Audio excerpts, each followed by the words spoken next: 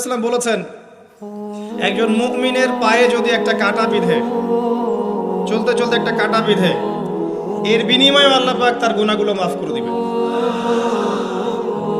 যে বিষয়টা বলছিলাম যে আল্লাহ রাব্বুল আলামিন সূরা আরাফের 179 নম্বর আয়াতে বলেছেন যে আমি প্রচুর জিন আর মানুষকে সৃষ্টি করেছি জাহান্নামের জন্য।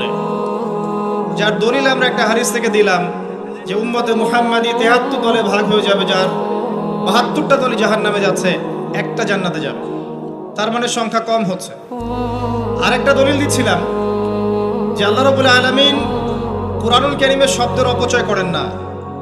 একটা শব্দ দিয়ে তিনি একটা কওমের ইতিহাস তুলে ধরেছেন। যেমন যুলকারনাইন যাচ্ছিলেন পূর্ব দিকে, যেতে যেতে একটা কওমকে দেখলেন যে কওমের সূর্যের আলো থেকে বাঁচার মতো প্রযুক্তি জানা ছিল না, এতই মানবেতর জীবনযাপন করত। আল্লাহ পাক এই কওম সম্পর্কে বললেন কাযালিক, এরা এমনই ছিল। একটা শব্দ দিয়ে কওমের পুরো হিস্ট্রি বলা শেষ। এই কাযালিকা শব্দ দিয়ে আপনি তাফসীর দেখতে পারেন এই কওম সম্পর্কে কত কি বলা হয়েছে। সেই আল্লাহ রাব্বুল আলামিন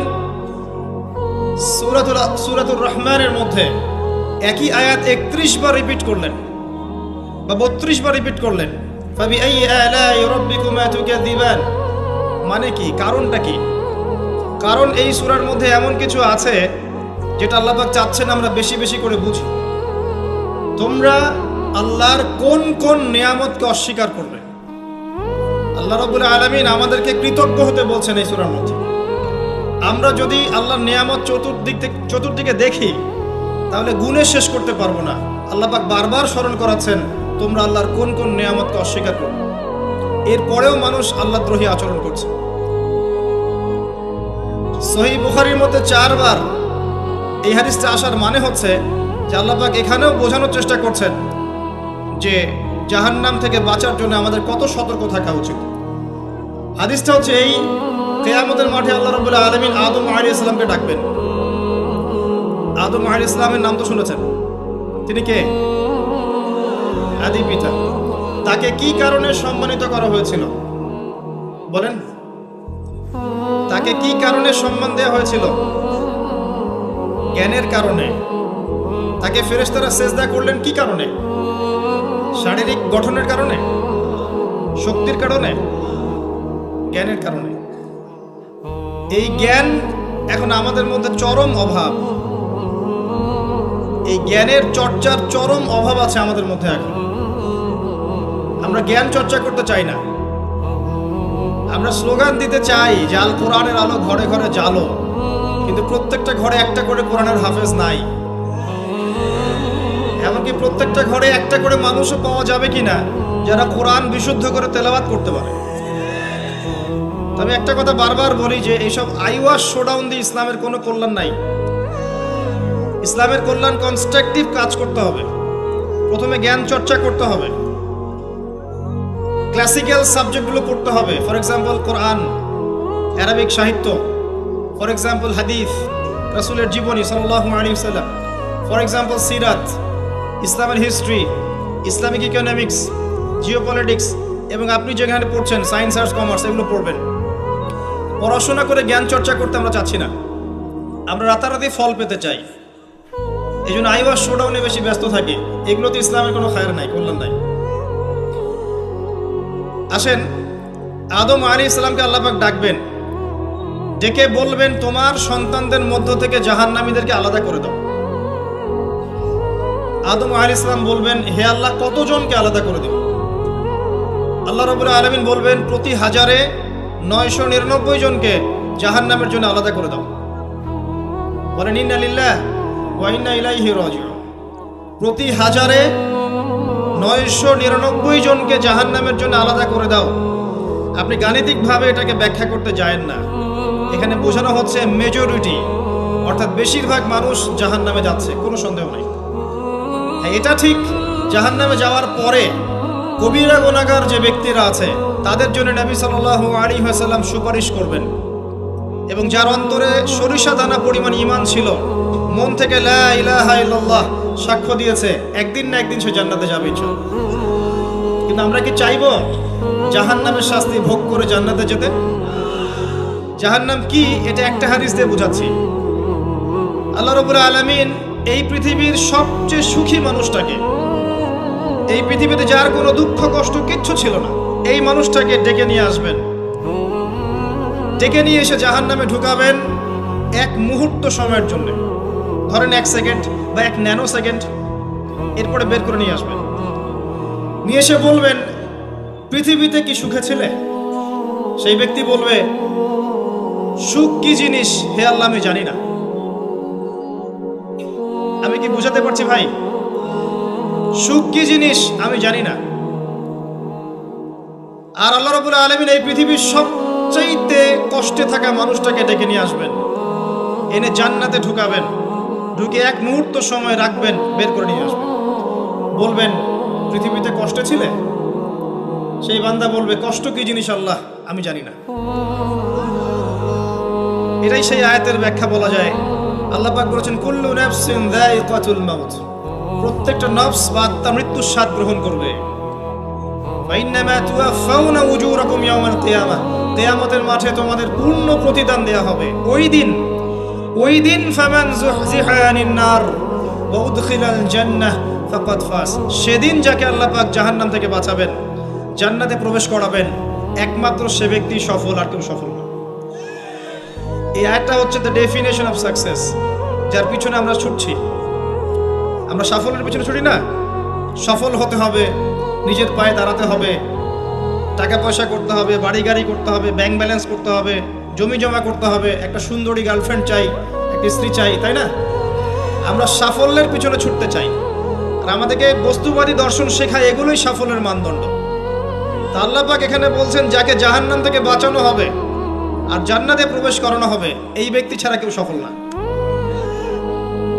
পৃথিবীতে আপনি অনেক বড় নেতা হতে পারেন, ইভেন অনেক বড় আলেমও হতে পারেন, অনেক বড় পলিটিশিয়ান হতে পারেন, অনেক বড় প্রশাসনের কর্মকর্তা হতে পারেন, অনেক বড় ইকোনমিক্স হতে পারেন, কলামিস্ট হতে পারেন, বুদ্ধিজীবী হতে পারেন, হাফেজ হতে পারেন, হুএভার ইউ আর, যদি কিয়ামতের মাঠে আপনি জান্নাতে যেতে না পারেন, আপনি সফল না। আর পৃথিবীতে যে মানুষ মুদির দোকান করছে, ভ্যান চালাচ্ছে, রিক্সা চালাচ্ছে, বারবার সেলুনে কাজ করে, কৃষক কৃষি কাজ করে, যাদেরকে মানুষ চেনেও না, ঈমান আছে, 5 ওয়াক্ত নামাজ পড়ে, ছেঁড়া কাপড় পরে থাকে, এত মান মর্যাদা নাই, ভাইরাল না, মানুষ চিনে না, গভীর রাতে তাহাজ্জুদ পড়ে, দেখবেন এই ব্যক্তি যদি কিয়ামতের মাঠে জান্নাতে চলে যায়, এই ব্যক্তি আমার চেয়ে সফল, কোনো সন্দেহ নেই। তো আমাদের দৃষ্টিভঙ্গি আগে চেঞ্জ করতে হবে, দুনিয়ামুখী দৃষ্টিভঙ্গি ত্যাগ করতে হবে, পরকালমুখী দৃষ্টিভঙ্গি দরকার। নবী সাল্লাল্লাহু আলাইহি ওয়াসাল্লাম সাহাবায়ে কেরামের ভিতরে এই পরিবর্তন নিয়ে এসেছিলেন, তাদেরকে আল্লাহমুখী করেছেন, আল্লাহমুখী। যখন তারা আল্লাহমুখী হয়ে গেছেন, তখন দুনিয়া তাদের কাছে তুচ্ছ হয়ে গেছে। দুনিয়ার কষ্ট সহ্য করে নিয়েছেন, দুনিয়ার ভোগ বিলাস ত্যাগ করে দিয়েছেন, দুনিয়াকে সর্বোচ্চ প্রাধান্য দেননি, হাজত বা প্রয়োজন মনে করেছেন। দুনিয়ার সব কাজ করেছেন শুধু আল্লাহ সন্তুষ্টির জন্য। এবং আমি অনেক লেকচারে এটাও বলেছি যে আপনি দুনিয়ার প্রতিটা কাজ আল্লাহ সন্তুষ্টির জন্যই করেন, কারো কাছে কিছু পাওয়ার আশায় করেন না। কারো কাছে প্রতিদান পাওয়ার আশায় দুনিয়ার কাজগুলো করেন, আপনি কষ্ট পাবেন। কারো কাছে আশা করেন না, আল্লাহর কাছে আশা করেন প্রতিদান, আপনি কষ্ট পাবেন না ইনশাআল্লাহ। কারণ আল্লাহ ছাড়া প্রকৃত অর্থে আমাদের আপন বলে কেউ নাই। শুধুমাত্র আল্লাহই আপনার আপন, বাকিরা আপনার প্রয়োজন। মানুষ মানুষকে ভালোবাসতে পারে না, মানুষ মানুষের অবস্থানকে ভালোবাসে। এটা আপনারা হারে হারে ফিল করবেন যত দিন যাবে দেখবেন এটা আখিরুজ জামান, এটা আখিরুজ জামান, শেষ জামানা চলছে। এখন ফিতনাগুলো এমন ভাবে পড়তে থাকবে যেন একটা মালা ছিঁড়ে দিলে পুঁথিগুলো যেমন টপটপ করে পড়ে যায়, এইভাবে ফিতনাগুলো আসতে থাকবে। ওই হাদিসের দিকে আসেন। নবী সাল্লাল্লাহু আলাইহি ওয়াসাল্লাম বলেছেন আদম আলাইহিস সালামকে ডেকে আনা হবে, বলা হবে তোমার সন্তানদের মধ্য থেকে জাহান্নামীদেরকে আলাদা করে দাও। আল্লাহ পাক বলবেন প্রতি 1999 জনকে আলাদা করে দাও, একজন জান্নাতে যাচ্ছে প্রতি 1000-এ। কিন্তু listen to me very carefully, কিন্তু আল্লাহ পাক সূরা নিসা একটা কথা বলেছেন, ইন্নাল্লাহা লা ইয়াগফিরু আন ইউশরাকা বিহি ওয়া ইয়াগফিরু মা দুনা যালিকা লিমান ইয়াশা। আল্লাহ রাব্বুল আলামিন তার সাথে শিরকের গুনাহ ছাড়া অন্য যে কোনো গুনাহ যাকে ইচ্ছা মাফ করতে পারেন। যে কোনো গুনাহ, যে কোনো গুনাহ আল্লাহ পাক মাফ করতে পারেন, শিরকের গুনাহ ছাড়া। আরেকটা গুনাহ আল্লাহ পাক ক্ষমা করবেন না, সেটা হচ্ছে বান্দার হক। বান্দার হক, বান্দার সাথে সম্পৃক্ত। কারো টাকা চুরি করেছেন, কারো জমি আত্মসাৎ করেছেন, কাউকে গালি দিয়েছেন, কারো প্রতি জুলুম করেছেন, কাউকে অন্যায়ভাবে মেরেছেন, ছিনতাই করেছেন, ইত্যাদি ইত্যাদি, যেটা অন্যের হকের সাথে সম্পৃক্ত। ধর্ষণ করেছেন, মানুষের সম্মানহানি করেছেন, কাউকে নিষ্পাপ কাউকে বিতর্কিত করেছেন, ইত্যাদি। এই যে মানুষের সাথে জড়িত হক, এটা আল্লাহর কাছে মাফ নেওয়া যাবে না। কাবা ঘরের গেলাফ ধরে কানলেও কোনো লাভ নাই। ওই বান্দার কাছে গিয়ে ক্ষমা নিতে হবে। ভাই, আমি আপনাকে গালি দিয়েছি, মাফ করে দেন।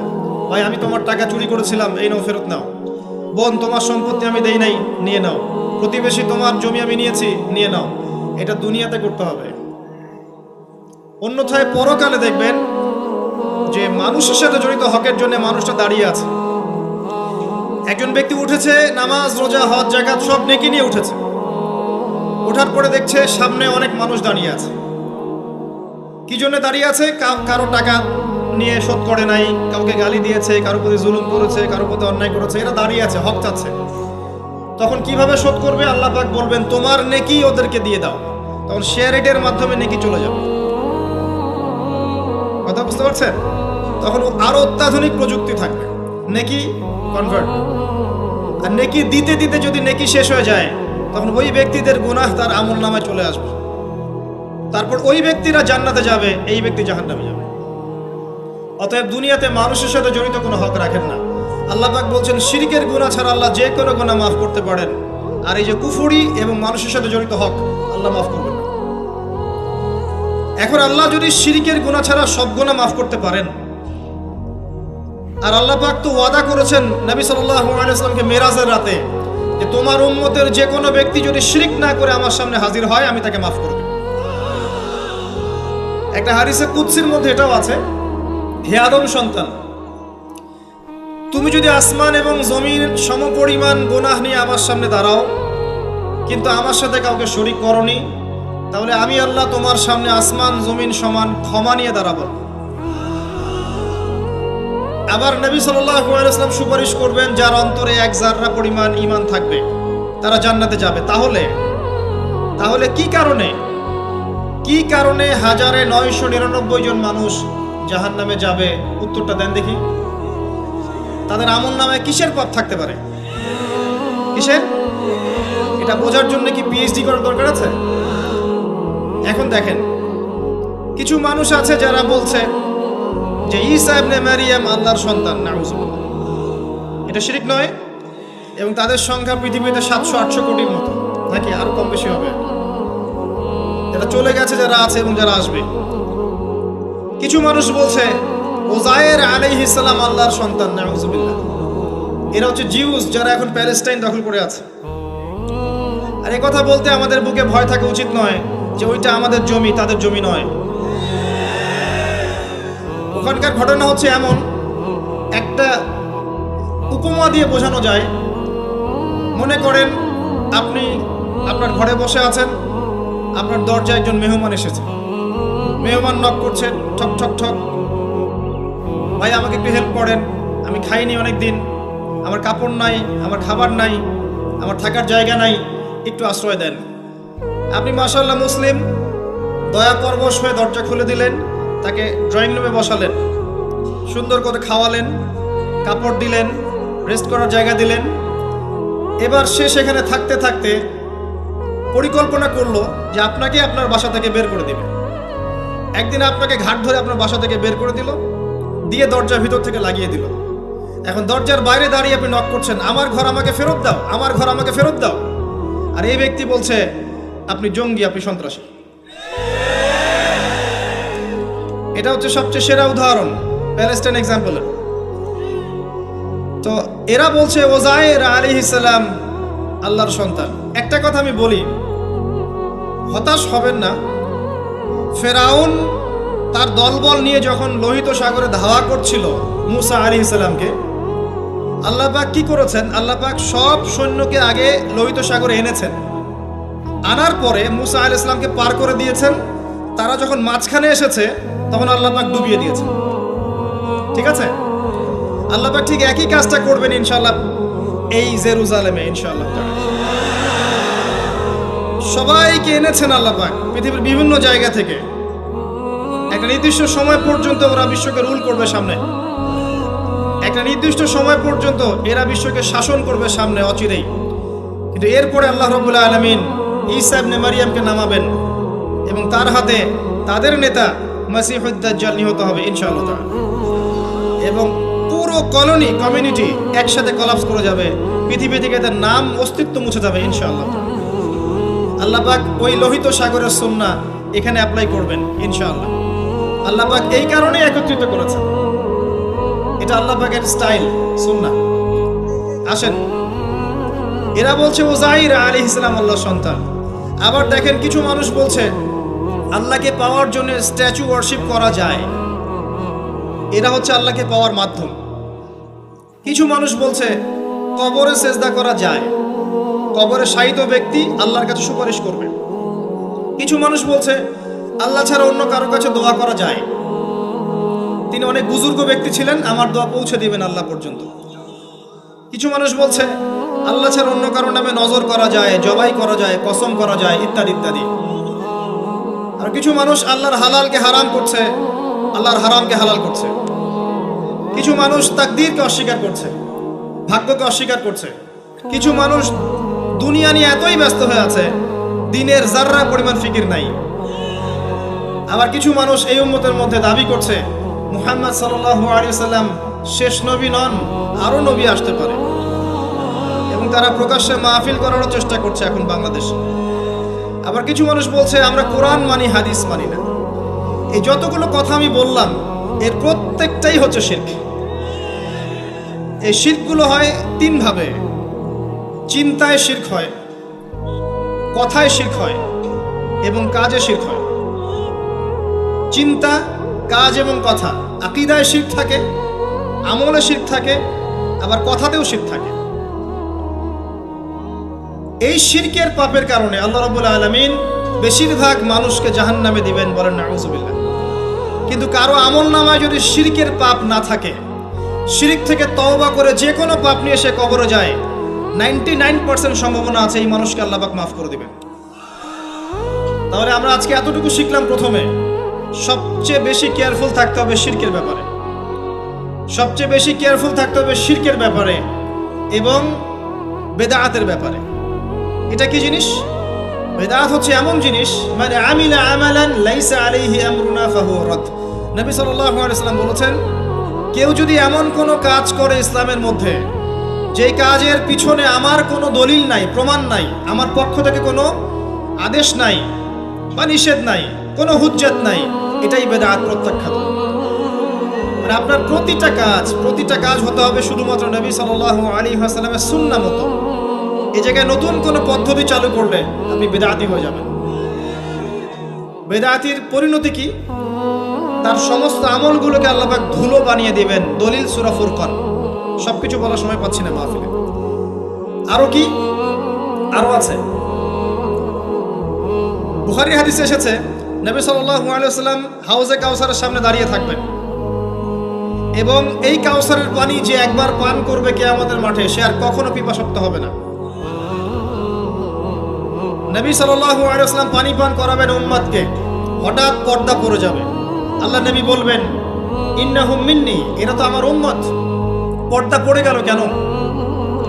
তাকে জানানো হবে ইন্নাকা লা তাদরি মা আহদাসা বা'দাক, হে নবী আপনি জানেন না আপনার মৃত্যুর পর এরা আপনার শরীয়তের মধ্যে কত বেদাত চালু করেছিল। তো বেদাতীদের সম্পর্কে নবী সাল্লাল্লাহু আলাইহি ওয়াসাল্লাম বলবেন সুহকান সুহকান লিমান গায়্যারা বা'দি, দূর হও যারা আমার দ্বীনের মধ্যে সংযোজন করেছে, দূর হয়ে যাও। নবীজি অভিশাপ দিবেন, নাউযুবিল্লাহ। আরেকটা মারাত্মক বিষয় হচ্ছে বেদাত করতে থাকলে মানুষ তওবা করে না। একজন চোর তওবা করতে পারে, সে জানে এটা খারাপ কাজ। একজন জেনাকারী তওবা করতে পারে, সে জানে এটা খারাপ।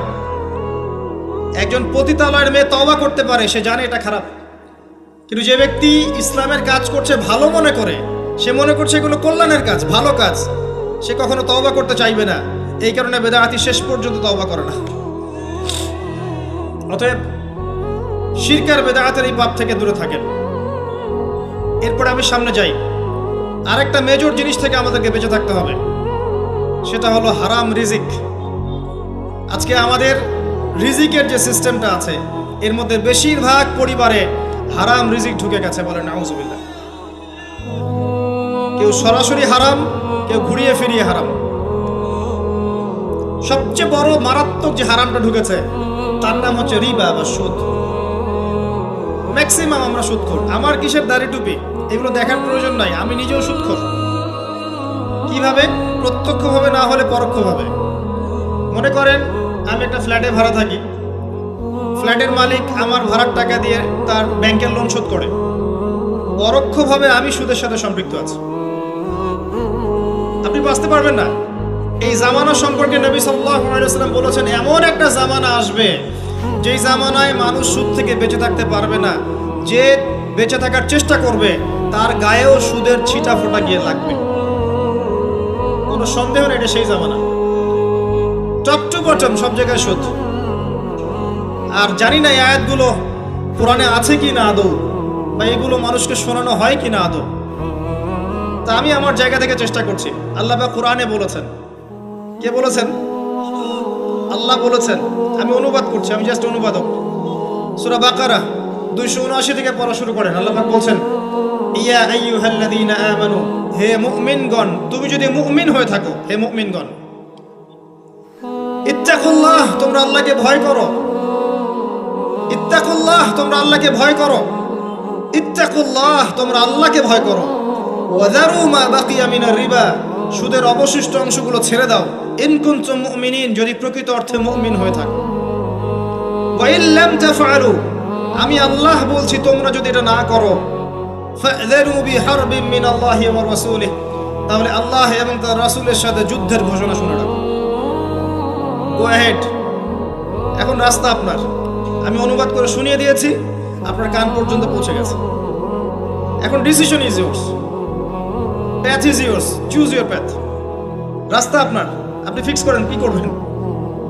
যদি আপনি সুদ খান 1 নাম্বার, অথবা দেন 2 নাম্বার, 3 আপনি সাক্ষী থাকেন, 4 লিখে রাখেন, আপনি সমান পাপী। এই 4 শ্রেণীর মানুষকে নবী সাল্লাল্লাহু আলাইহি ওয়াসাল্লাম অভিশাপ দিয়েছেন, লাআনত করেছেন। আর নবী সাল্লাল্লাহু আলাইহি ওয়াসাল্লামের অভিশাপ নিয়ে যদি আমরা কবরে যাই, তাহলে মান নবিয়ুক উত্তর দিতে পারবো, এটা বিশ্বাস করা বোকামি।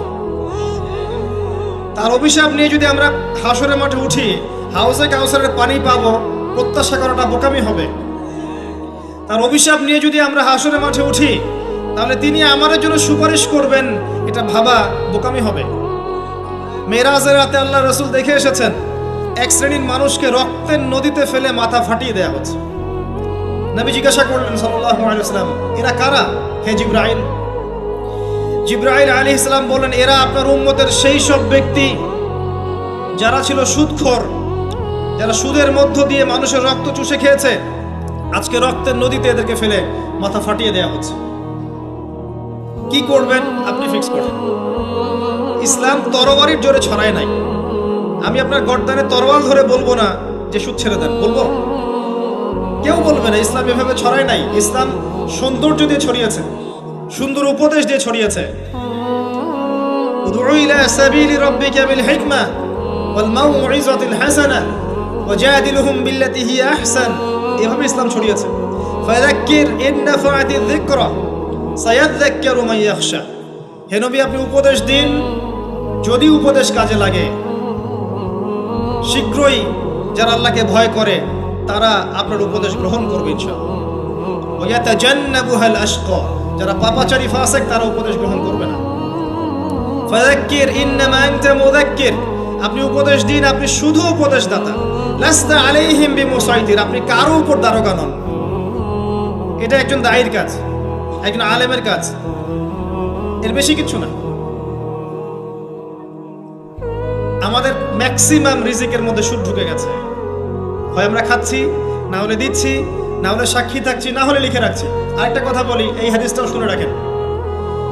নবী করিম সাল্লাল্লাহু আলাইহি ওয়াসাল্লাম কার নবী? আপনার তো, আপনারই তো নবী। তিনি বলেছেন সুদের পাপের 73টা শাখা আছে। কতটা? যার সর্বনিম্ন শাখা হচ্ছে নিজের মায়ের সাথে জেনা করা। এখানে যদি একটা বিল্ডিং থাকে, যে বিল্ডিং এর মধ্যে মনে করেন কথার কথা নাউজুবিল্লাহ অনেক প্রস্টিটিউট মহিলা আছে, কথা বুঝতে পারছেন? এখানে আছে অনেক প্রস্টিটিউট মহিলা যারা এখনকার ভাষায় সেক্স ওয়ার্কার্স, কারণ তারা যৌনকর্মী বলতে চায়, পতিতা শব্দ ইউজ করতে চায় না, তারা এটাকে একটা স্বীকৃতি দিতে চেষ্টা করছে আর কি। সেক্স ওয়ার্কার্স এটা একটা কাজ, নাউজুবিল্লাহ। এই কারণেই সমাজে বেশি বেশি মহামারী ছড়াবে, এই কারণেই সমাজে এমন এমন কিছু পাপ ছড়াবে, এমন এমন কিছু রোগ ছড়াবে যে এই রোগগুলো কখনো ছিল না ইতিহাসে।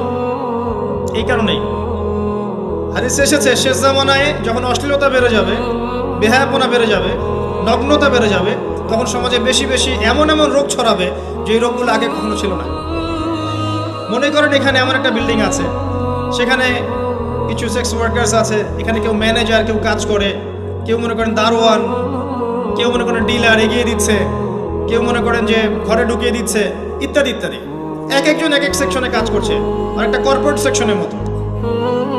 এখন আপনি কি তাদের কারো বাসায় দাওয়াত খেতে চাইবেন? চাইবেন? আপনি কি তাদের কারো উপার্জন খেতে চাইবেন? যদি এমন হয় এখানে সব সেক্স ওয়ার্কার্স নয়, সবাই আমাদের মা, নাউজুবিল্লাহ। শব্দটা প্রয়োগ করলাম আঘাত করার জন্য, কারণ নবীজি বলেছেন মায়ের কথা।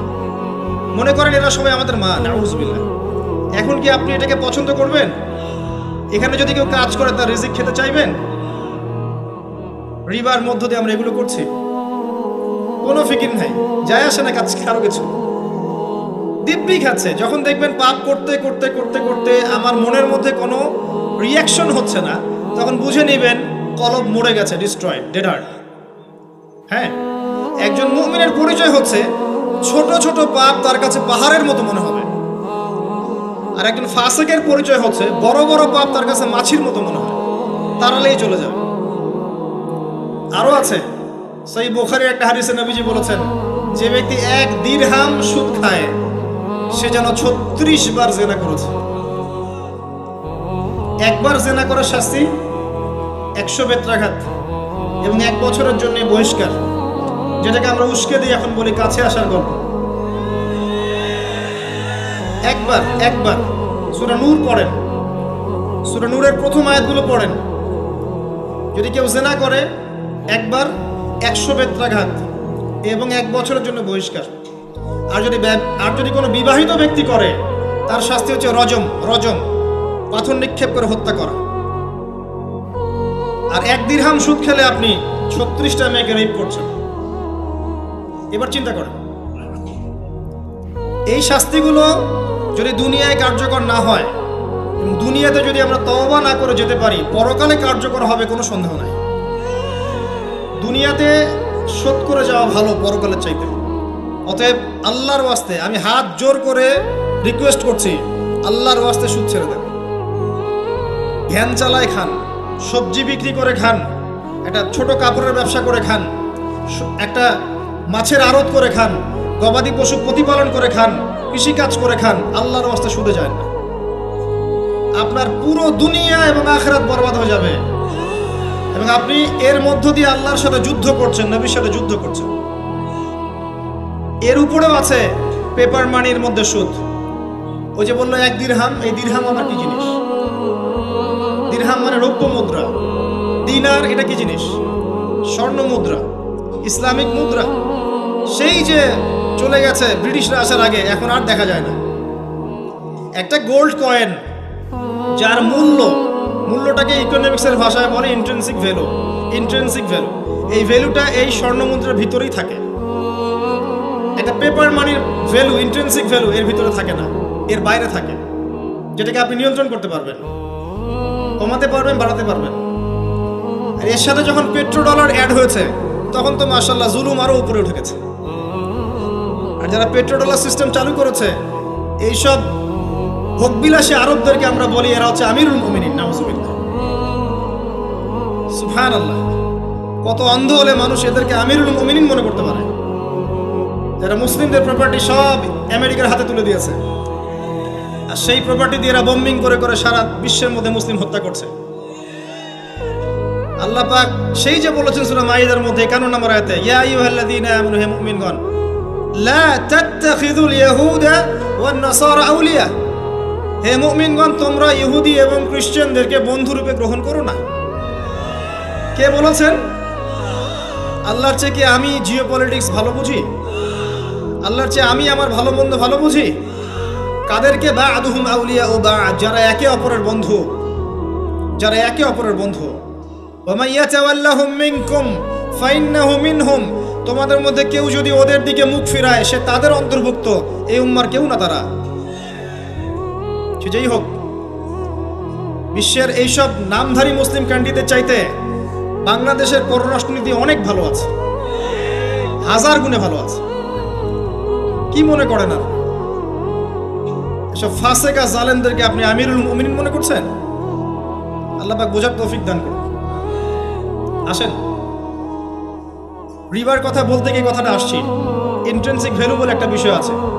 এত ডিটেলস বিষয় মাহফিলে বলা সম্ভব না, এতটুকু বলবো যে ইনশাআল্লাহু তাআলা আপনি যদি আপনার সম্পদকে সাস্টেইনেবল অ্যাসেটে রূপান্তরিত করেন, আগামী দিনগুলোতে আপনি ইনশাআল্লাহ জিতবেন, আদারওয়াইজ হেরে যাবেন। ফর এক্সাম্পল, আপনি যদি আপনার সম্পদকে জমিতে কনভার্ট করেন, গবাদি পশুর প্রজেক্ট করেন, আপনি যদি মাছের প্রজেক্ট করেন, ব্যবসা ইনভেস্ট করেন, বা কিছু গোল্ড রাখেন, কিছু সিলভার, কিছু আপনার রূপা রাখেন, ইত্যাদি ইত্যাদি, পরবর্তী সময়গুলোতে গিয়ে আপনার সম্পদের মান কমে যাবে না, ইনশাআল্লাহ বাড়বে। আপনি সমস্ত সম্পদ যদি পেপার মানির মধ্যে রেখে দেন, আস্তে আস্তে আপনার সম্পদের মান কমবে। সামনে 10, 15, 20, 30 বছর পর আপনি সম্পদ হারাবেন। এর চেয়ে বেশি কিছু আমি বলতে পারবো না, বাকিটা আপনারা পড়াশোনা করে বুঝে নেবেন। যেটা বলতে চাচ্ছি, ইকোনমিক সেকশনে আমরা সবাই মোটামুটি হারামের সাথে সম্পৃক্ত। এর পাশাপাশি আছে আবার ঘুষ, আছে না? না দিলে চাকরি হয় না, সুবহানাল্লাহ। আবার অনেক আলেম ফতোয়া দিচ্ছে এখন, তুমি যদি যোগ্য হয়ে থাকো কিন্তু তোমাকে জব দিচ্ছে না, তাহলে তোমার জন্য ঘুষ দেওয়া জায়েজ। সুবহানাল্লাহ, কত ঘুরিয়ে ফিরিয়ে জায়েজ করছি আমরা, আল্লাহ ভালো জানেন। যে নিবে আর যে দিবে সমান অপরাধী দুজন। একজন ব্যক্তি মাদক দ্রব্য সেবন করে, আরেকজন ব্যক্তি মাদক উৎপাদন করে, কেউ সেল করে, কেউ ডিস্ট্রিবিউট করে, সবাই অপরাধী না? এরপরে আবার আছে দেখবেন অন্যের সম্পদ আত্মসাৎ করা, দুর্নীতি করছি, অন্যের সম্পদ আত্মসাৎ করছি। অনেক সময় দিনের লেবাজেই, ধার্মিকতার লেবাজেই মানুষের সম্পদ লুটে পুটে খাচ্ছে। কত মাজার আছে যায় দেখেন, মানুষের সম্পদ কিভাবে লুটে খাচ্ছে আল্লাহ ভালো। ওখানে যত মোমবাতি জমা পড়ে, এগুলো বিক্রি করলে আমার একটা পদ্মা সেতু হবে, আল্লাহ ভালো জানে। বেশি বলে ফেলাইছে মনে হয়। যাই হোক, এমন অনেক জায়গা আছে, গরু ছাগল দিচ্ছে, মাশাআল্লাহ মানতের টাকা দিচ্ছে। এই যে কয়দিন আগে দেখলাম একটা চ্যানেলেই দেখলাম, দান বাক্স খুলেছে, কোটি কোটি টাকা বের হচ্ছে এখন থেকে। জি, আমি মনে করতে পারছি না, বাট আমি দেখেছিলাম। তো না, ঠিক আছে, মসজিদে টাকা দিতে পারে মানুষ, সমস্যা নাই। আমি বলছি এমন জায়গা যেখানে আল্লাহর সাথে শিরক হচ্ছে। বিষয়টা হচ্ছে, আমরা ধর্মের লেবাজে অনেক সময় মানুষের সম্পদ লুটে পুটে খাচ্ছি না? অনেক মুসলিম আছে যারা বোনের সম্পত্তির অধিকার দেয় নাই। আল্লাহর রাস্তায় সময় দিয়ে আসে, চিল্লা দিয়ে আসে, বলছে যে আমার বোন তো আমাকে সম্পত্তি দান করে দিয়েছে, মাশাআল্লাহ। তার মানে কেমনে দান করছে ভাই? তো বলে আমি ওকে বলছি তুই যদি আমাকে দিস তো সওয়াব হবে। তো দিয়ে দিয়েছে, মাশাআল্লাহ। তো বললাম যে আপনি মরার আগে ওটা তাকে সওয়াবের আশায় দিয়ে দিন, এই অবস্থায় মরেন না। আমরা অনেক সময় ধর্মের লেবাজেও মানুষের সম্পদ আত্মসাৎ করি, কোনো সন্দেহ নাই। আল্লাহ পাক আমাদেরকেও হেফাজত করুন, আমিন। এক কথায় বলতে চাই প্রিয় ভাইয়েরা, পরিবারের মধ্যে হারাম রিজিককে ঢুকতে দিয়েন না। হারাম রিজিক ঢুকলে পরে আপনার ইবাদত কবুল হবে না। আপনি ছোটখাটো কিছু করেন, হালাল রিজিক খান, অল্পতে আল্লাহ পাক সন্তুষ্ট হয়ে যাবেন ইনশাআল্লাহ। আল্লাহ পাক তো বেশি কিছু চান না আমাদের কাছে। আল্লাহ পাক কি চান? আমরা তাকে ভালোবাসি, আমরা তার জন্য আমাদের ইবাদতগুলো ঢেলে দেই, তার সাথে শিরক না করি, তার নবীর সুন্নাহ মতো চলি, একটু হালাল খাই, একটু পর্দা করি, বাচ্চা কাচ্চাদেরকে ইসলামী আদর্শে বড় করি, পরিবারের আদর্শটা একটু ঠিক করি। এত বেশি কিছু কি আল্লাহ পাক চান আমাদের কাছে? আল্লাহ পাক কি আমাদের কলার ধরে জিজ্ঞাসা করবেন দুনিয়াতে ইসলামী খেলাফত কায়েম করে আসো নাই কেন? বলবেন? বলবেন না। এটা বলবেন না আল্লাহ পাক আমাদেরকে।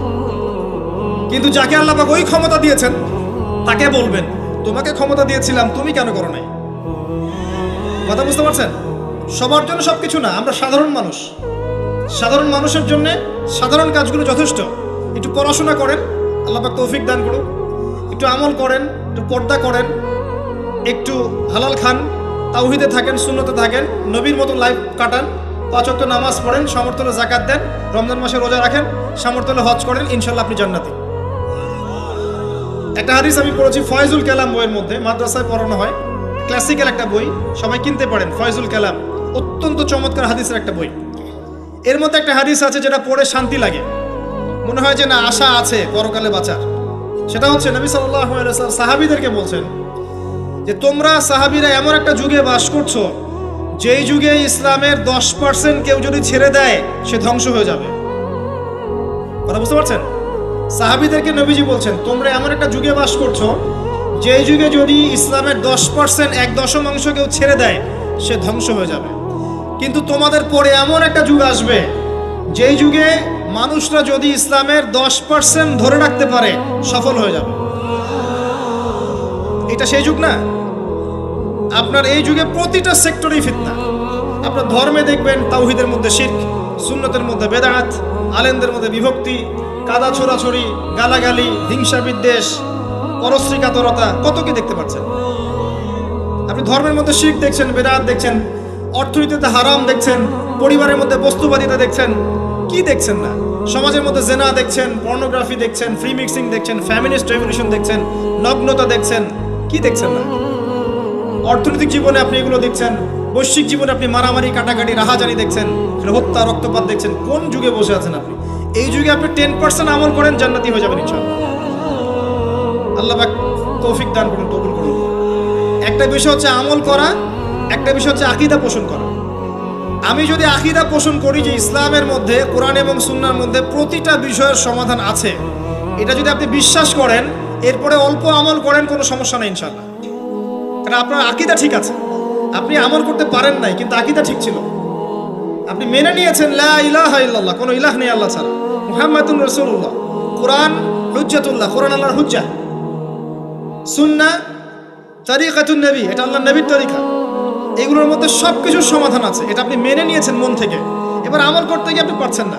নামাজ পড়ছেন 5 ওয়াক্ত, হয়তো পরিবারটা ঠিক মতো করতে পারছেন না, চেষ্টা করছেন, হালালে থাকার চেষ্টা করছেন, কখনো কখনো হারাম ঢুকে যাচ্ছে, আপনি চেষ্টা চালিয়ে যাচ্ছেন ক্রমবর্ধমান ভাবে, কিন্তু আপনি আকীদা রাখেন এটাই চূড়ান্ত, এটাই সঠিক, ইনশাআল্লাহ আল্লাহ পাক আপনার সব গুনাহ মাফ করে দিবেন। আর একজন ব্যক্তি আকীদাই রাখে না, সে মনে করে ইসলাম ওই যুগে চলতে, ওই যুগে চলে না। সে মনে করে কোরআন এবং সুন্নাহ সবকিছু নাই, আমার মস্তিষ্ক প্রসূত বুদ্ধি সবকিছু। কেউ মনে করে সায়েন্সই সবকিছু, কেউ মনে করে মানব রচিত বিধানই সবকিছু। কেউ যদি এগুলোকে চূড়ান্ত মনে করে তখন আমল আর কাজে আসবে না। এই বাতিল আকীদা নিয়ে বেশি বেশি আমল করেও লাভ নাই। আকীদা আগে স্পষ্ট করতে হয়, পরিষ্কার করতে হয়। আল্লাহ পাক আমাদেরকে পরিচ্ছন্ন আকীদা দান করুন, আমিন। রিজিকের ব্যাপারে প্রিয় ভাইরা সচেতন হয়ে যান।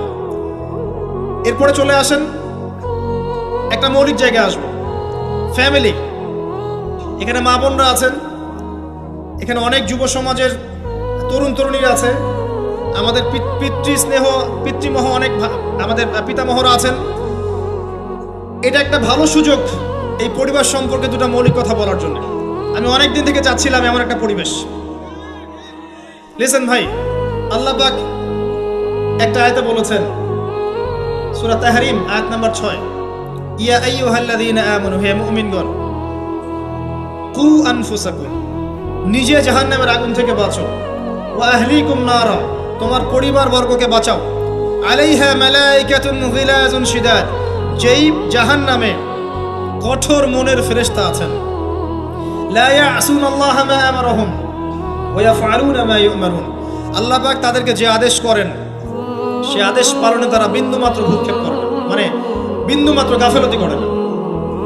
আল্লাহ পাক ভয় দেখাচ্ছেন জাহান্নামে এমন ফেরেশতা আছেন, আল্লাহ যা আদেশ করবেন তাই করবে।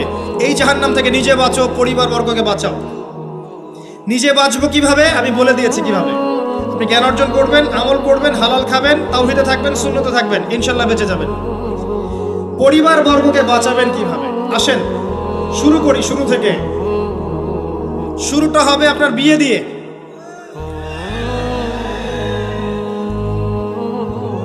এত এক্সাইটেড হওয়ার কিছু নাই, কারণ এটা এমন একটা বিষয় যেটা করেন নাই বলে এক্সাইটমেন্ট বাড়ছে, করার পরে পস্তাতেও পারেন। এটা এমনই দিল্লি কা লাড্ডু, যে খাবে সেও পস্তাবে, যে খাবে না সে বেচারাও পস্তাবে। তবে আপনারা খেয়ে পস্তান না, আলহামদুলিল্লাহ। এমনভাবে শুরু করেন না পরিবারটা যে আপনি একজন তরুণী, আপনি একজন তরুণ বিয়ে করছেন, বিয়ের সময়ে দিনদারিতা বাদ দিয়ে অন্য কিছু দেখতে যায় না। যদিও বা অর্থ সম্পদ, বংশমর্যাদা, সৌন্দর্যের কথা হাদিসে এসেছে, হাদিসটা এমন নয় যে তোমরা 4টা গুণ দেখেই বিয়ে করো, এমন নয়। হাদিসটা এমন নয়, অনুবাদটা অনেকেই ভুল করে, অনেকেই ভুল করে। হাদিসে বলা হয়নি কখনো 4টা গুণ দেখেই বিয়ে করো, এটা নয়। বরং বলা হয়েছে 4টা গুণ দেখে বিয়ে করা হয়। কথা কি বুঝতে পারছেন? কেউ এটা দেখে, কেউ এটা দেখে। তোমরা দিনদারিতা দেখো, না হলে তোমাদের হাত ধুলোয় ধূসরিত হবে। হাদিসটা এমন। এক্ষেত্রে কি আমরা বলবো, প্রথমত বিয়েটাকে সহজ করে দেন। বিয়েটাকে সহজ না করলে সমাজে জেনা বাড়তে থাকবে, এবং জেনা বাড়ার কারণ আছে। যখন পর্নোগ্রাফিটাতে ফ্রি অ্যাক্সেস দেওয়া হয়েছে, মানুষ রাতের বেলা পর্ন দেখতে পারে, কেউ বাধা দেওয়ার নাই। উপরের সেকশন থেকে কিন্তু এটাকে বন্ধ করে দেওয়া যেত। পৃথিবীর অনেক কান্ট্রি আছে যেখানে অনেক কিছু চলে না। চাইনিজরা ফেসবুক ইউজ করে না, করে? ওরা কি উন্নত জাতি না? ওরা তো এখন আমেরিকাকে যদি বলে ওঠো উঠবে, আমেরিকাকে বসতে বলে বসবে। ওরা এমন জায়গায় চলে গেছে। ওই ইউক্রেন ইস্যু নিয়ে আমেরিকা, ন্যাটো আর এই ব্রিটেন আর ফ্রান্স আর ইসরায়েল কিছুই করতে পারবে না ইনশাআল্লাহ, বিকজ এখানে একটা বড় অ্যালায়েন্স আছে চায়না এবং রাশিয়া। কিছুই করতে পারবে না। কারণ এর উদ্দেশ্য, যে উদ্দেশ্যে এটা কাজ করেছিল তারা, এটা তো সফল হবে না তারা ইনশাআল্লাহ। আজকের টপিক এটা না, আমি এদিকে যাচ্ছি না। মূল বিষয়টা হচ্ছে যে সহজ করতে হবে বিয়েটাকে। উপযুক্ত বয়স হয়ে গেলেই একটা উপার্জনের সোর্স খুঁজবেন আগে। বেকার অবস্থায় বিয়ে করতে যাবেন না, উপার্জনের সোর্স খুঁজবেন। তারপরে আপনি আপনার পরিবারকে বলবেন আমার বয়স হচ্ছে, আমাকে বিয়ে দাও। এবার আসেন, বিয়ের সময় দিনদারিতা ছাড়া অন্য কিছু দেখতে যায় না। এরপরে যদি সে সুন্দর হয় বা সুন্দরী হয় বা ভালো বংশের হয়, অথবা দেখা যায় যে ভালো টাকা পয়সা বলা ইত্যাদি ইত্যাদি, এটা আপনার নূরুন আলা নূর, এটা বোনাস। কিন্তু এগুলো যদি নাও থাকে, শুধু দিনদারিতা থাকে, আপনি রাজি হয়ে যান। পরিবারের কর্তাদেরকেও বলবো যে মেয়ে বিয়ে দেওয়ার সময় ছেলের টাকা পয়সা দেখতে যায় না, ছেলের স্ট্যাটাস দেখতে যায় না বেশি বেশি। পরে দেখবেন এই মেয়ে ওর ঘরে গিয়ে পস্তাচ্ছে। আর ছেলের পিতাদেরকেও বলবো, ছেলেকে যখন বিয়ে দিবেন, একটা মেয়েকে কিনে নিব আর সাথে কিছু যৌতুকের টাকাও নিব, এই টেন্ডেন্সি নিয়ে বিয়ে করতে যায় না। ওই বিয়েতে বারাকা বেশি, যেখানে খরচ কম, যেখানে বেশি হট্টগোল নাই। চট্টগ্রাম অঞ্চলের বিয়ের মতো না। একটা বিয়েতে মনে হয় 40-50 লাখ টাকা খরচ করে ফেলায়। গেটই সাজাবে বলে 4-5 লাখ টাকা খরচ করেছে। এই 5 লাখ টাকা দিয়ে, এই 5 লাখ টাকা দিয়ে আর মনে হয় 10টা-20টা পরিবারকে বিয়ে দেওয়া যাবে। হ্যাঁ, লোহার আংটি দিয়ে বিয়ে করেছে সাহাবী। লোহার আংটিও নাই তোমার বাসায়? বলছে না ইয়া রাসূলুল্লাহ, লোহার আংটিও তো নাই আমার বাসায়। তাহলে কি করবা? কোরআনের কয়টা সূরা জানো? যে এই সূরাগুলো জানি, এগুলো শিখিয়ে দিও, যাও, মোহর হয়ে গেছে।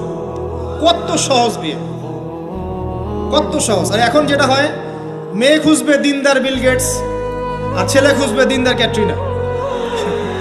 কথা বুঝতে পারছেন? প্রিয় ভাইয়েরা, দিনদারিতাকে প্রাধান্য দেন, আর কিচ্ছু না। আপনি সফল হবেন ইনশাআল্লাহ, শান্তি পাবেন। এবং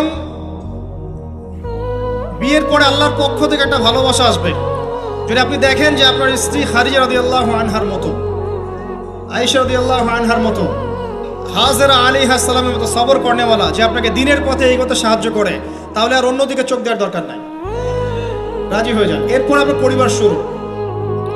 এখানে উভয়ের মাঝে হৃদ্যতা, ভালোবাসা থাকতে হবে। তবে আরেকটা কথা বলে রাখি, সবাই মনোযোগ দিয়ে কথাটা শোনেন। একটা পরিবারের ভিত্তি শুধু ভালোবাসা দিয়ে টিকে থাকে না। একটা পরিবারের ভিত্তি টিকে থাকে আপোষের বিশ্বাসের উপরে।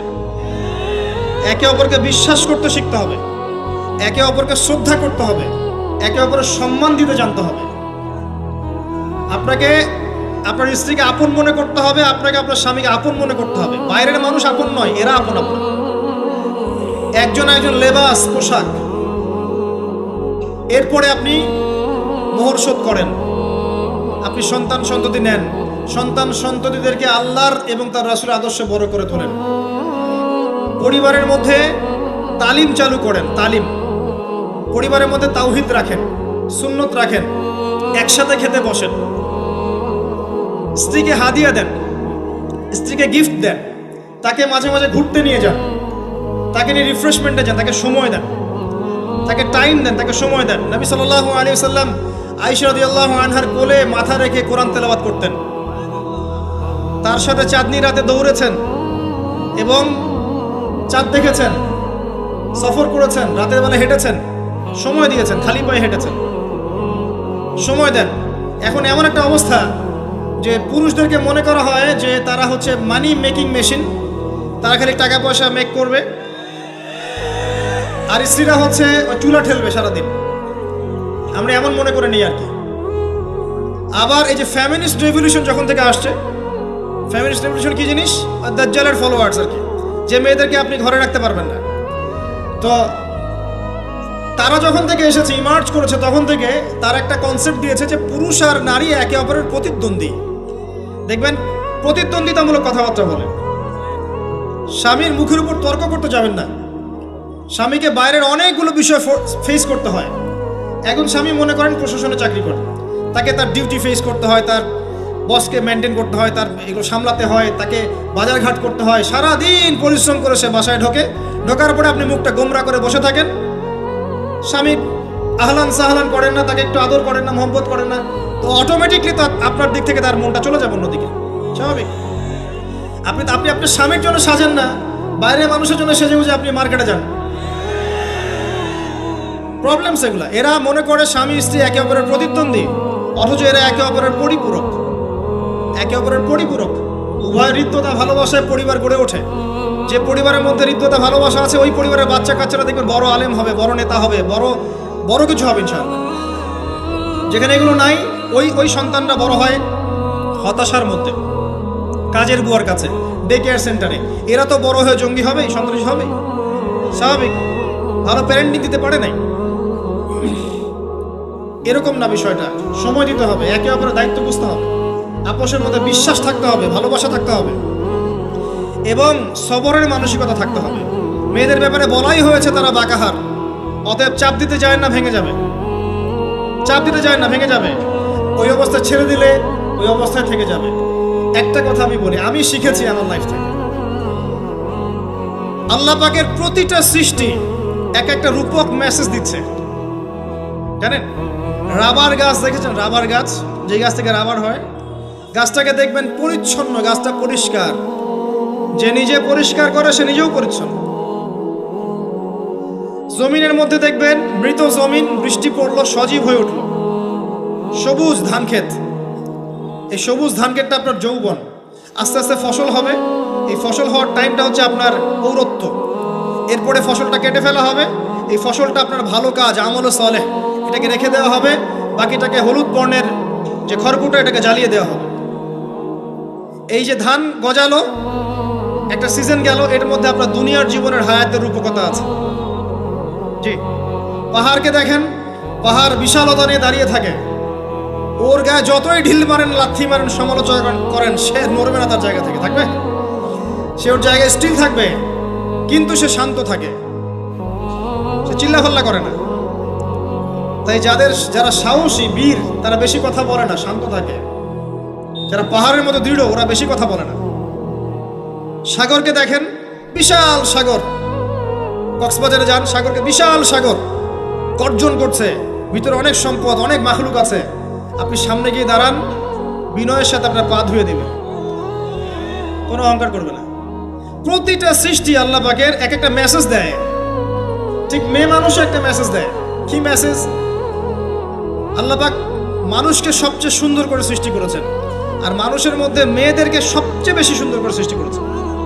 আল্লাহ পাকের সবচেয়ে সুন্দর সৃষ্টি হচ্ছে মেয়েরা, এবং তারা খুব নরম হয়, নরম, প্রজাপতি ধরার মতো। প্রজাপতিকে ধাপ করে ধরতে পারবেন না আপনি। শক্ত করে ধরতে গেলে প্রজাপতি নষ্ট হয়ে যাবে, মরে যাবে। প্রজাপতিকে কোমলভাবে ধরতে হবে। ঠিক মেয়েদের সামনেও আপনার কোমল থাকতে হবে। বেশি হার্ড হতে যাবেন, শেষ। আমি আপনার গার্লফ্রেন্ডের সামনে কোমল হতে বলি নাই, আপনার ওয়াইফের সামনে হতে বলেছি। কোমল থাকলে আপনি জিতে যাবেন। দেখবেন দুনিয়ার চিল্লা ফাল্লা করছে আপনার বাসায়, আপনি চুপচাপ আছেন পাহাড়ের মতো, কোমল আছেন। 5 মিনিট পর দেখবেন নিজেই ঠান্ডা হয়ে এসে বলছে আচ্ছা সরি, ভুল হয়ে গেছে। আর যদি আপনি চিল্লা ফাল্লার কাউন্টার দিতে যান, তাহলে দেখবেন সুটকেস গোছানো শেষ, বাবার বাড়ি চলে গেছে। ডিল করা খুব ডিফিকাল্ট। এখানে আপনাকে খুবই সবরের পরিচয় দিতে হবে। আল্লাহ পাক বোঝার তৌফিক দান করুন। আর আমরা মা বোনদেরকে রিকোয়েস্ট করব, 4টা মূলনীতি মেনে কাপড় চোপড় পরবেন। আপনার কাপড়টা এমন হবে না যে কাপড়টা পরলেও অঙ্গ প্রত্যঙ্গ দেখা যায়, বোঝা যায়, এমন হবে না। কাপড়টা এমন হবে না এত টাইট ফিটিং যে আপনার অঙ্গের উঁচু নিচু অবয়ব বোঝা যায়, এমন হবে না। কাপড়টা এমন হবে না যেটা অমুসলিমদের পোশাক, আর কাপড়টা এমন হবে না যেটা পুরুষদের পোশাক। এই মূলনীতিগুলো মেনটেন করে কাপড় পরবেন ইনশাআল্লাহ। এছাড়াও মেয়েদের কথায় পর্দা আছে, চলনে পর্দা আছে, ওঠা বসায় পর্দা আছে। নামাজ পড়ার সময় তাদেরকে কিছুটা শালীনভাবে নামাজ পড়তে হয়। তাদের চোখের দৃষ্টির মধ্যে পর্দা আছে। এগুলো কে শিখাবে এখনকার মেয়েদেরকে? সবসময় বিজি দেখবেন নতুন কোন সিরিয়াল আসছে, নতুন কোন ফ্যাশন আসছে, নতুন কোন পার্লারে কি আসছে, কোন কাটিং আসছে, কোন নায়িকা আসলো। ওই যে বাংলাদেশে কোন এক নায়িকা আসছে, তাই নিয়ে মিডিয়াতে এমন তোলপাড়, মনে কি নাকি একটা অবস্থা। আল্লাহর কাছে তোমার কি মূল্য আছে? হে আল্লাহর কাছে তোমাদের কি মূল্য আছে? তোমরা কি 5 ওয়াক্ত নামাজ পড়ো? তোমরা কি পর্দা করো? তোমাদের মধ্যে হায়াবোধ কিছু আছে? তোমরা মানুষকে ভালো কিছু শেখাও, সমাজকে ভালো কিছু দাও, শালীন কিছু দাও। আল্লাহর কাছে তোমাদের কি মূল্য আছে? নবী সাল্লাল্লাহু আলাইহি ওয়াসাল্লাম তো জাহান্নাম দেখে এসে এই কথাটাই বলেছেন, আমি জাহান্নাম দেখে আসলাম, সেখানে বেশিরভাগ অধিবাসী হচ্ছে মেয়ে, নারী। কি কারণ? তারা এমন কাপড় চোপড় পরে বাইরে ঘুরতো যেই কাপড় পরেও তারা নগ্ন থাকতো। আমি কি ব্যাখ্যা করতে হবে? আপনি দেখতে পারেন না? এবং তারা স্বামীর সাথে কুফরি করত। সারা জীবন স্বামী যদি তাদের ভরণ পোষণ দেয়, ভালোবাসে, মহব্বত করে, তাদের জন্য জীবনটা ক্ষয় করে ফেলে, এক পর্যায়ে গিয়ে বলবে সারাটা জীবন তোমার কাছে কিছুই পাইলাম না। বাস্তব। এগুলোর কারণে মেয়েরা বেশি বেশি জাহান্নামে যাবে। এবং তারা মানুষ মারা গেলে মাতম করে, বুক পিঠ চাপড়ায়, এই কারণে যাবে। এবং তর্ক লাগলে অভিশাপ দেয় বেশি, এই কারণে যাবে। আল্লাহ পাক আমাদের মা বোনদেরকে হেফাজত করুন। তবে একটা হাদিস আছে সুসংবাদের। নবী সাল্লাল্লাহু আলাইহি ওয়াসাল্লাম বলেছেন, একজন নারী যদি 4টা কাজ করতে পারেন, জান্নাতের যে কোনো দরজা দিয়ে ইচ্ছা প্রবেশ করতে পারবেন। 1 নাম্বার 5 ওয়াক্ত নামাজ, 2 নাম্বার রমজান মাসে সওম, 3 নাম্বার আপনার লজ্জাস্থানের হেফাজত অর্থাৎ খাস পর্দা, এবং 4 নাম্বার আপনার স্বামীর আনুগত্য। ফ্যামিনিস্ট আকীদার মেয়ে হলে আনুগত্যকে দাসত্ব মনে করে, স্বামীর আনুগত্যকে তার দাসত্ব মনে করে। স্বামী কে? স্বামীর সম্মান বোঝেন আপনি? স্বামী কে? যার ব্যাপারে নবী সাল্লাল্লাহু আলাইহি ওয়াসাল্লাম বলেছেন, আমি যদি আল্লাহ ছাড়া অন্য কাউকে সেজদা করতে বলতাম, তাহলে মেয়েদেরকে বলতাম তারা যেন স্বামীদেরকে সেজদা করে। আপনাকে আমি কিভাবে বুঝাবো স্বামী কে, স্বামীর মর্যাদা কোথায়? এগুলো কি ইসলাম মেয়েদেরকে ডমিনেট করছে এগুলো দিয়ে? কেন? এই স্বামী আপনার জন্য সারাটা জীবন ক্ষয় করে ফেলে। একটা চোর পর্যন্ত, একটা চোর, একটা করাপ্টেড মানুষ, দুর্নীতিগ্রস্ত মানুষ, সে চুরি করে, দুর্নীতি করে এনে বাচ্চাকে খাওয়ায়। একটা ধর্ষক পর্যন্ত ওর মেয়েকে আদর করে। পুরুষ মানুষ কি জিনিস কেমন করে বুঝবেন? সারাটা জীবন ক্ষয় করে ফেলায়। যদি আপনি তার আনুগত্য করেন, তার সামনে সুন্দর মতো থাকেন, তার কথার সাথে তর্ক না করেন, ভালোবাসা দিয়ে থাকেন, আপনার জন্য সে জীবন দিতে প্রস্তুত থাকবে। এরকম পুরুষ মানুষ। আপনাদেরকে কেউ চোখ তুলে তাকালে চোখ তুলে ফেলাবে, এরকম পুরুষ মানুষ। আর এখন তো পরিস্থিতি ডিফারেন্ট। বাসায় পুরুষ বাইরের ছেলের সাথে ফোনে প্রেম হয়ে গেছে, পালায় চলে গেছে, বিয়ে করে ফেলছে। দেখবেন বাসায় স্ত্রী আছে, বাইরের মেয়ের সাথে প্রেম করে বিয়ে করা শেষ। বিয়ে করলে সমস্যা নাই, ব্যভিচার করে ফেলছে। বিয়ে সে করতেই পারে, সে যদি সমতা রক্ষা করতে পারে, সেটা তার ডিফারেন্ট ইস্যু, এটা অন্য ইস্যু। তো স্বামীর আনুগত্য আপনাকে কিভাবে বুঝাবো? এটা দাসত্ব নয়। নবী সাল্লাল্লাহু আলাইহি ওয়াসাল্লাম বলেছেন, কোনো স্বামী যদি কোনো স্ত্রীকে চায়, তার প্রয়োজনের জন্য চায়, মহব্বতের জন্য, স্ত্রী যদি চুলায় রান্না করতে থাকে, ওই রান্না ফেলে দিয়ে তাকে আসতে হবে। হাদিস। রাতের বেলা স্বামী স্ত্রী শুয়েছে, স্বামীর চাহিদা আছে, স্ত্রীর কোনো সমস্যা নাই, স্ত্রী ফিট, ইচ্ছা করেই অহেতুক স্বামীকে বলল আমি রাজি না, উল্টা পাশে মুখ করে ঘুমিয়ে গেল। আল্লাহর নবী বলছেন, সারা রাত আল্লাহর পক্ষ থেকে একজন ফেরেশতা আসবে, এসে এই নারীকে অভিশাপ দিতে থাকবে। এখন এগুলো হাদিস শুনলে বলবে যে ইসলাম তো মেয়েদেরকে ছোট করছে। একজন মেয়ে তার, একজন স্বামীর কথা বলছে, স্বামী তার মেয়ে, তার স্ত্রী, তার মা, তার বোন, সবাইকে তার মিরাসের হক দিতে হয়। একজন মেয়ে তার বাবার সম্পত্তি পায়, কোনো কোনো ক্ষেত্রে তার ভাইয়ের সম্পত্তি পায়, তার স্বামীটা তো পাই, তার ছেলেরটাও পায়, নানি হলেও সম্পত্তির হক আছে। একটা মেয়েকে চতুর্দিক থেকে সিকিউর করা হয়েছে ইসলামে।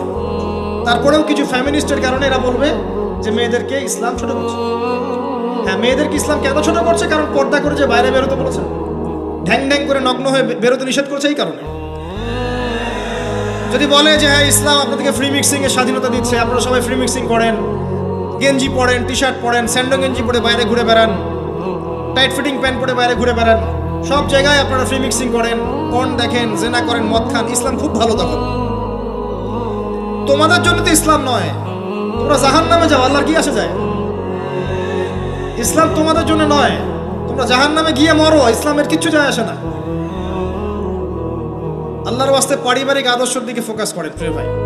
নিজে জাহান্নামের আগুন থেকে বাঁচান, পরিবার বর্গকে বাঁচান, পরিবার বর্গকে বাঁচান। পরিবার আরেকটা পার্ট হচ্ছে আপনার পিতামাতা। পিতামাতার সাথে খারাপ আচরণ করতে যায় না আল্লাহর ওয়াস্তে। সেই ব্যক্তির জন্য ধ্বংস যার পিতামাতা বেঁচে আছে, তাদের হক আদায় করে সে জান্নাতে যেতে পারবে না, তার জন্য ধ্বংস।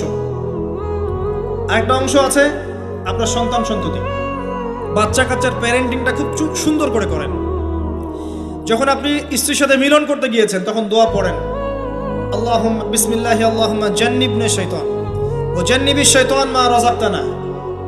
আমার মনে হয় এখনকার জেনারেশন যেগুলো আছে ফাসেক, মাদক সেবন করে, পর্নোগ্রাফিতে আসক্ত, ইয়াবাখোর, স্মাগলিং করছে, চুরি করছে, হাবিজাবি, ধর্ষণ করছে, আমার মনে হয় না তাদের পিতামাতা তাদেরকে জন্ম দেওয়ার সময় এই দোয়াগুলো পড়েছিল।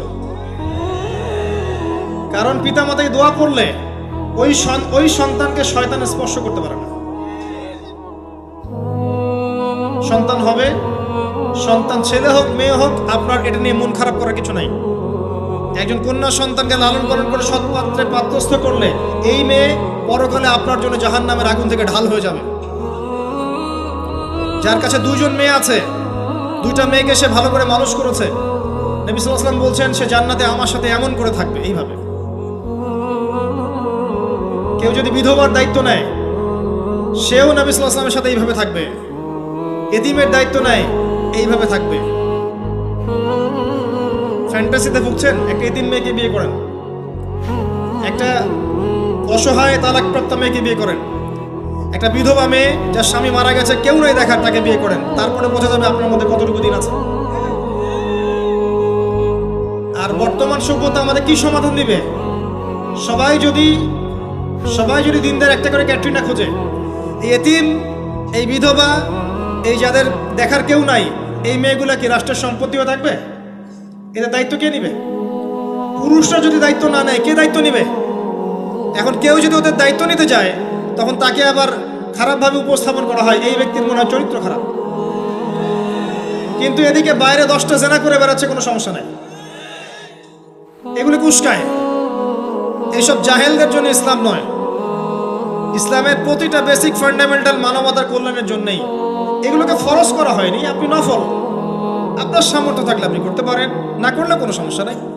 কেউ যদি করে যে ইসলাম পরিপূর্ণরূপে পালন করার চেষ্টা করছে, এটার উপরে আমল করার চেষ্টা করছে, তাহলে আপনি তাকে ক্রিটিসাইজ করছেন কেন? কি সমস্যা? একটা পার্ট হচ্ছে সন্তান সন্ততি। বাচ্চা কাচ্চাকে ছোটবেলা থেকেই মানুষ করতে হবে এমনভাবে যাতে করে বড় হয়ে এরা এই উম্মার খালিদ এবং ওমর হতে পারে। বাচ্চা ছোট বাচ্চাকে আপনি ভালো খাবার দেন, মায়ের স্নেহ দেন, বাবা মার সাথে রাখেন, একটু গ্রাম্য পরিবেশে নিয়ে গিয়ে তাকে বড় করেন। কেন বলছে কথা? এখানে পরিবেশ সুন্দর থাকবে, সে দৌড়াবে ধুলার মধ্যে, মাঠের মধ্যে খেলবে, সুন্দর ভাষা শিখবে। এরপর তাকে ভালো প্রতিষ্ঠানে পড়ান। প্রতিষ্ঠানটা এমন হবে যে প্রতিষ্ঠানে জেনারেল শিক্ষা, ইসলামিক শিক্ষা একসাথে দেয়া হচ্ছে, সে সব শিখবে। আমার ছেলে কোরআনে হাফেজও হবে, আমার ছেলে ডক্টরও হবে ইনশাআল্লাহ। এভাবে এভাবে করে তোলেন। আধুনিক হন, মাথাটা খাটান, ব্যাকডেটেড মানসিকতা বাদ দেন। বিশ্বটা এগিয়ে গেছে, আমাদেরকে এগিয়ে যেতে হবে। একমুখী জ্ঞান দিয়ে আপনি কিচ্ছু করতে পারবেন না এই যুগে। দ্বিমুখী শিক্ষার একটা হারমোনিয়াস কম্বিনেশন দরকার। আমাকে কোরআন জানতে হবে, সায়েন্সও জানতে হবে, নাহলে আমি সায়েন্স দিয়ে কোরআনকে ব্যাখ্যা করতে পারবো না, কোরআন দিয়েও সায়েন্সকে ব্যাখ্যা করতে পারবো না। জানতে হবে, আমাদেরকে শিখতে হবে, পড়তে হবে, প্রচুর পড়তে হবে। বাচ্চাদেরকে ছোট থেকে বড় করে নিতে হবে। আস্তে আস্তে গিয়ে দেখবেন তারা যখন কিশোর, তাদের বন্ধু বান্ধবের সার্কেল থেকে খেয়াল রাখেন। আপনি বাবা হিসেবে তার বন্ধুর মতো আচরণ করেন, মা হিসেবে তার সাথে বান্ধবীর মতো আচরণ করেন, তার সাথে ক্লোজ হন, তার সমস্যাগুলো জানার চেষ্টা করেন। তাকে ফ্রি মিক্সিংয়ের মধ্যে পড়াশোনা করতে দিবেন না, না হলে স্কুল লাইফে সতীত্ব হারিয়ে ফেলবে। অনেক সময় অনেক মেয়ে আছে স্কুল লাইফে সতীত্ব হারিয়ে ফেলেছে, কলেজ লাইফে যেতে যেতে প্রস্টিটিউশনে চলে গেছে। অনেক মেয়ে আছে, এগুলো টপ সিক্রেট না, এগুলো সব ওপেন সিক্রেট। এখন ঘরে ঘরেই সমস্যা, মানুষ লজ্জায় বলতে পারে না। যে কটা মিডিয়া আসে এগুলো তো আমরা জানি, ঘরে ঘরেই সমস্যা ঢুকে গেছে, মানুষ লজ্জায় বলতে পারে না। ছোট ছোট বাচ্চা মেয়েদেরকে পর্যন্ত রেপ করা হচ্ছে এখন। এটা সেই ফ্যামিলিস্ট রেভলিউশনের কারণেই হচ্ছে। যত বেশি জেনাকে উস্কে দেওয়া হবে তত বেশি ধর্ষণ বাড়বে। ধর্ষণ বাড়তে বাড়তে এক পর্যায়ে বাচ্চাদেরকে ধর্ষণ করা বাড়বে। এরপরে কি হবে জানেন? এরপরে মানুষ সমকামী হবে বেশি বেশি, ছেলে ছেলের সাথে, নাউজুবিল্লাহ। তারপরেও কি হবে বলে যাচ্ছি, এরপরে আরো একটা ধাপ আসবে, যখন মানুষ গবাদি পশুর সাথে জেনা করবে।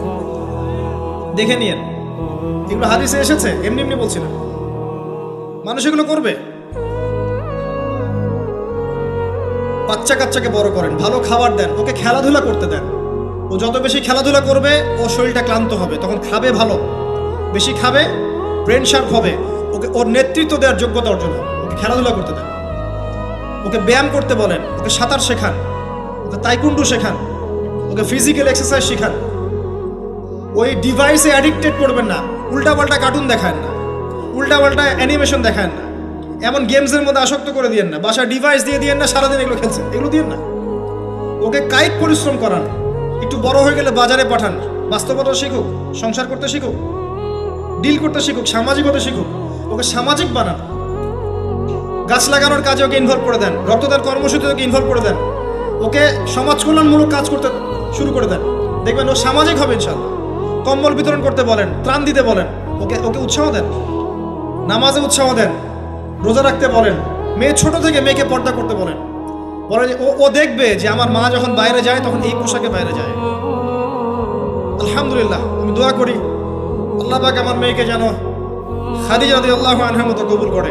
আমাকে বলেছে যে বাবা আমি 5টা বোরখা নিব, বয়স 3 বছর।